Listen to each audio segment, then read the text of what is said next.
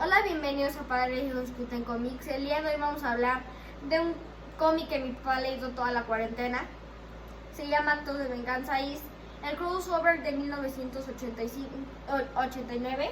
Ajá, de Marvel. Ajá. Todo empezó con que en 1985 Marvel y DC empezaron a hacer sus crossovers. De hecho, empezó en 1984 con Secret Wars, que ¿te acuerdas por qué fue Secret Wars? Para vender juguetes, Mattel pidió hacer juguetes y la única condición que le pidieron es que hicieran cómics. Ajá, una historia para precisamente situar a los personajes dentro de, ¿por qué iban a escoger esos villanos y superhéroes en particular? Porque habían tenido esa historia, ¿no? Y Crisis en Tierras Infinitas por el lado de DC. Fue para hacer continuidad, para que explicaran las cosas. DC nunca ha explicado las cosas, pero lo intentaron. Así es. Y se dieron cuenta que entre los fans ese tipo de historias que involucraban a todos los personajes les gustaba y eran un éxito en ventas. De hecho,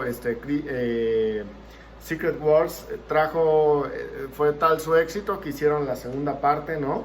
Y Jim Shooter en ese momento se sintió volado porque él era básicamente el que había escrito la primera historia. Y son esos años en donde precisamente él tiene tal control dentro de las historias de Marvel que le acaba costando el trabajo, ¿no? Se volvió tan prepotente pensando que él era el éxito de Marvel gracias a Secret Wars que todo su equipo terminó odiándolo y terminó costándole el trabajo, eso y algunas otras situaciones. Pero a raíz de ahí pues surgió y hasta la fecha la moda del evento anual, ¿no? Entonces toda la compañía se junta. Es mensual, pero bueno. Toda la compañía se junta y planean qué van a hacer ese año con los personajes. Y en 1989 fue precisamente Actos de Venganza, uno de los que más me gusta a mí, que lo pueden encontrar como Omnibus o a través de trades. Que acaba de salir, que precisamente es Actos de Venganza y que involucra los cómics de Avengers Spotlight, Avengers la serie normal, Avengers West Coast, Cloak and Dagger, en ese momento Quasar, ¿no? Que era uno de los personajes de Marvel que escribía Mark Grenland, y Captain America. Por el lado de Spider-Man fue Spider-Man Cosmic. Ajá, las Cosmic Adventures, ¿no? Que también involucran los títulos de esa época. Porque Spider-Man, todos necesitamos Spider-Man. Así es. Fantastic Four Visionaries, la historia de Walter Simonson, que en ese momento traía el título. Y en X-Men estaba Chris Claremont y Jim Lee haciendo historias. Entonces vamos a platicar un poquito de cada uno de estos. Actos de Venganza inicia cuando un personaje que no tiene nombre y que básicamente es un ser delgado, misterioso en un traje azul, habla con Red Skull y le dice: oye, pues yo tengo un plan para acabar con los superhéroes de una vez por todas. En esa época no era común como ahora mezclar personajes, ¿no? Lo hemos visto muchas veces que ahora los villanos son intercambiables, entonces de repente empieza una historia en donde Spider-Man está persiguiendo a Sabretooth, ¿no? O cosas así. En esa época no pasaba. En los 80s básicamente los villanos de Fantastic Four eran de Fantastic Four, probablemente de Avengers también. Los villanos de Avengers eran exclusivamente de Captain America y de ellos. Y los de Spider-Man. No había las mezcolanzas que hubo, por ejemplo, en Dark Reign, en donde de repente Norman Osborn era el gran villano de todo el gran villano, ¿no? No había ese tipo de historias. Entonces, por eso es novedoso Actos de Venganza, porque básicamente lo que acaban haciendo es que villanos que nunca se habían enfrentado a cierto superhéroe, ahora los enfrentan, ¿no? Algo que obviamente sería un exitazo. Entonces, por ejemplo, aquí en la portada tenemos a este personaje, ¿no? Que básicamente es, no recuerdo ahorita cómo se llama, Trapster. Y Trapster era un villano de los Cuatro Fantásticos y de Avengers, pero nunca se había enfrentado con Spider-Man, ¿no? Y en esta historia Spider-Man se enfrenta a villanos tan importantes como Magneto, ¿no? Como el androide de Tinker, ¿no? Y la gracia que tiene dentro de Spider-Man lo que estaba sucediendo, porque eso también es interesante de decir de este crossover, que cada personaje y cada equipo tiene una trama adicional a lo que está pasando con los villanos, es que Peter Parker recibe los poderes del Capitán Cósmico, ¿no? El Capitán Universo, perdón. Entonces recibe poderes cósmicos, ahí lo tenemos. Que no, de entrada no sabemos qué está pasando con él, pero su poder se incrementa de tal manera que acaba venciendo, por ejemplo, a Hulk, ¿no? Ese es un golpe donde Spider-Man manda a Hulk a la atmósfera, ¿no? Y se pelea, como pueden ver, con diferentes villanos, ¿no? Todos son villanos con los que tradicionalmente Spider-Man no se había encontrado. Ahí tenemos a la reunión de villanos, está Kingpin, está Red Skull, está Wizard arriba. Doctor Doom, pero no sé si él se ve. Doctor Doom, sí, del otro lado. Está el Mandarín. Magneto. Esa es la reunión de villanos que no sabemos justamente quién está atrás. Es cuando se crea también este personaje del Tricentinela, que es un Centinela más poderoso. Así es, básicamente son 3 centinelas pegados, entonces pelear contra ellos era difícil. Se enfrenta a Sebastian Shaw, que recuerdas de dónde es, Sebastian Shaw. Sí, es de Dark Phoenix.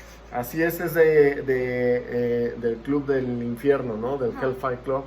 Entonces, eso es lo que estaba pasando con Spider-Man. Él se vuelve el Capitán Universo, vence a Hulk, y se enfrenta a todos estos villanos, incluyendo Magneto e incluyendo Graviton, que es un villano de Avengers, ¿no?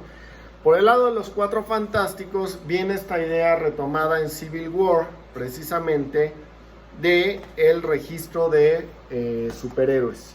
Es una idea que originalmente pertenecía exclusivamente a los X-Men, ¿no? La idea era que el senador Kelly quería hacer un registro de mutantes porque decía, pues son personajes tan poderosos que necesitamos saber qué están haciendo y quiénes son en cualquier momento. Eso lo vimos en la película 1 de X-Men, ¿no? Y para Actos de Venganza toca la idea de que todos los superhéroes deberían de registrarse. Entonces los Cuatro Fantásticos viajan a Washington y se empiezan a entrevistar con el Congreso, precisamente para defender el punto de que no deberían de ser llamados, ¿no? Y bueno, ellos se enfrentan a una serie de villanos no tan poderosos, entonces dentro de las propias audiencias se ve como los van venciendo, se van enfrentando a ellos, algunos chocan entre sí, o sea, así de tontos son los villanos que le tocan a los Cuatro Fantásticos, y terminan por no dar paso a esta ley de registro mutante. Cabe señalar que dentro de estas historias también aparecieron los ahorita te digo cómo se llaman, los que limpian todo el cochinero, Damage Control, que aparecen en qué película, Alan, ¿te acuerdas? Avengers. En Avengers y en Spider-Man, ¿no? Ajá. Justo son los que despiden al buitre. Así es, la compañía de Adrian Toomes, bueno, no se llama Toomes en la historia, ¿va? Pero básicamente la compañía del buitre es desplazada precisamente por Damage Control, y Damage Control apareció gracias a Actos de Venganza. La que se supone que es la limpiadora de los desastres de los superhéroes. Así es. Vamos a platicar un poquito del evento principal, que en esa época era curioso porque otra de las cosas que no sucedía es que tú tuvieras el evento aparte de los títulos. Es decir, no hubo una miniserie llamada Actos de Venganza. Todos los cómics estuvieron dentro de las series regulares. Si ustedes se fijan, este es un reprint de historias de Avengers, de historias de Cloak and Dagger, pero como tal no hay un evento principal.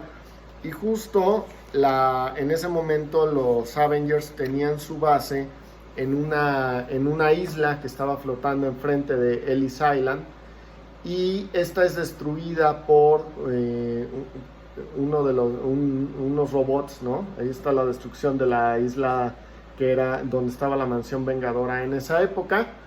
Y entonces precisamente Damage Control es del equipo que llega a apoyar las labores de limpieza y de rescate de los Vengadores. Ahí está Quasar, que es otro personaje que en esa época era muy importante, era una especie de Superman que utilizaba las bandas cósmicas. También lo escribía Mark Grenland, que como hemos platicado es uno de los escritores que hizo historia, estuvo mucho tiempo en Captain America. Y hay diferentes historias en donde villanos se escapan de Vault, que es la prisión de esa época.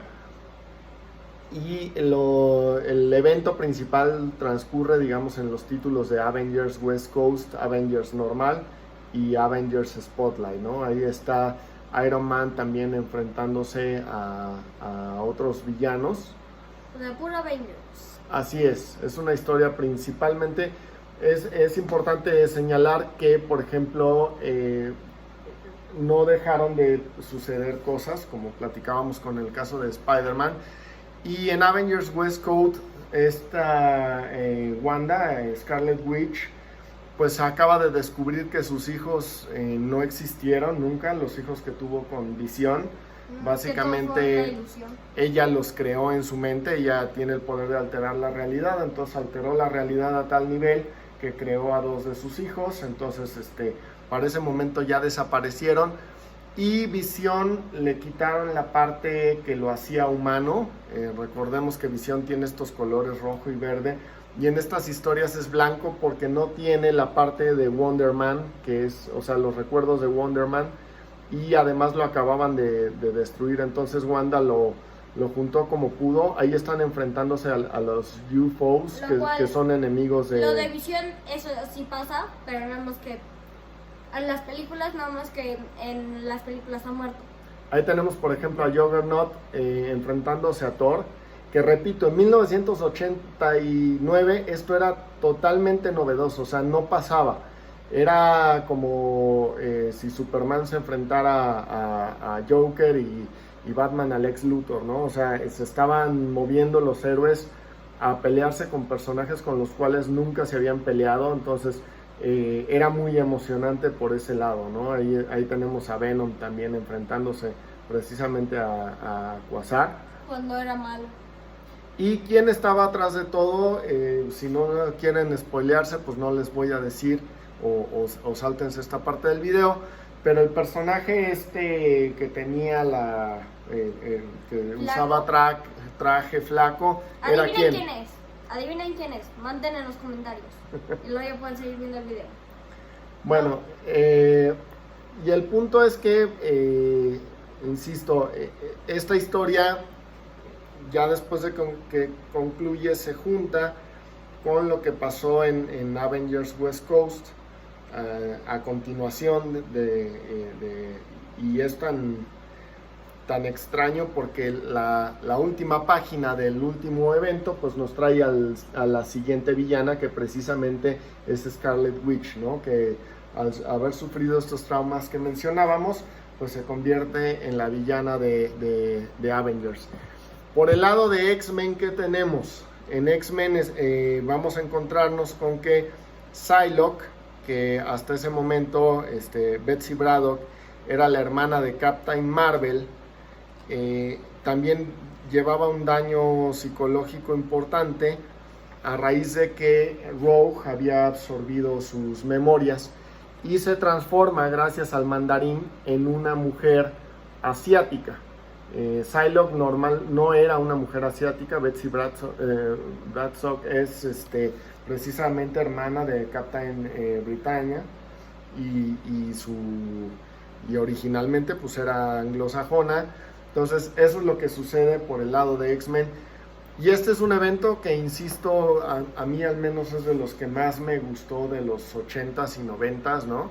Y si tienen oportunidad, léanlo, y es una buena recomendación para ahorita que todos estamos en casa, ¿no? Entonces, pues ahora sí que hashtag quédate en casa. Esperamos les haya gustado este video.